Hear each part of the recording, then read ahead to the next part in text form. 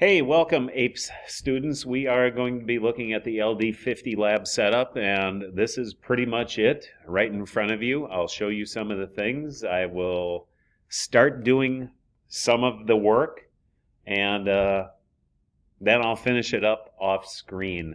So first of all, I want to show you the cherry bell radish seeds. Here they are. Now, cherry bell is an early season radish grown for its crunchy, round red roots. Radishes may take very little room to grow and can be planted to mature during any cold period. A great starter plant for kids. At least that's what it says on the back. Now, it also says that it takes 5 to 10 days to sprout. However, we're going to be checking our data after 4 days. Now, sprouting time is just how much time it takes the plant to emerge. So, there's our radishes. Now, you can see that there's a bunch of Petri dishes. I'll bring this one in a little closer. I don't want to tip it on edge. Actually, that doesn't really help that much. But there are 10 seeds in each one of these. And then there's a layer of paper towels in the bottom. And then you can see that I have a series of test tubes, and then I've got 2 beakers. Here's the beaker that has the 3% saline solution.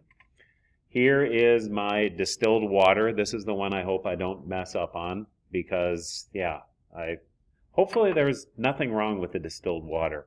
And then finally, right here we have all of the different solutions that I mixed up, starting right here with the geez, which one is this? The 0.01. Actually, I want to start down here with the 2.5. Here's the 2, the 1.5, the 1, 0.5, 0.1, 0.05, and then finally 0.01. And hopefully you did the math on this so you know how many milliliters went into this. And I can tell you that it was about 2 drops of the saline solution. And 2 drops may have been too much. So there's our solutions, and all I'm going to have to do is I need to start down here. All I need to do is take my dropper, and we should have a pipette to do this, but this is going to work just as well. All I'm going to do is add water to this so that it is nice and moist on the inside. My wife, by the way, hates the word moist. And there we go. The paper towel is not totally saturated, but it is a nice, moist growing medium for the radishes to sprout. I'm going to cover this up, and then the other thing that we need to do is grab the tape that I took out, which is way over here. I got to walk and get some tape.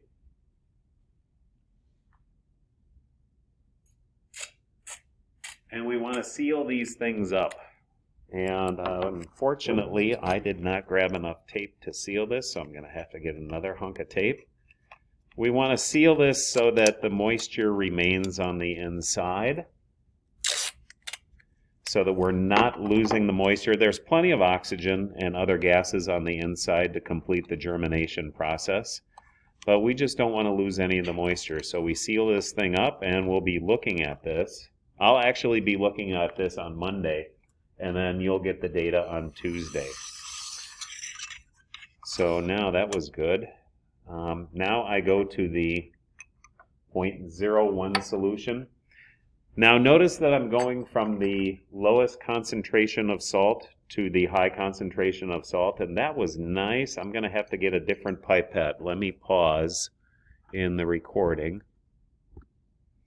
All right, I've got a longer pipette that will actually get into the water level, and that has got plenty of liquid in it. Here's the 0.01, and anyways, what I was about to say was I started with the lowest concentration, and then when I work my way up, I'm not worried about the fact that I'm getting too much salt solution into the radishes, because what I used previously is a lower concentration. So if there's a little bit of solution left in the pipette, it won't really make any difference in our final results.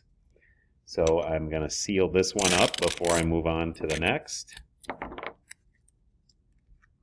And why did I not get enough tape on this one? I should learn my lesson on the first one and get enough tape.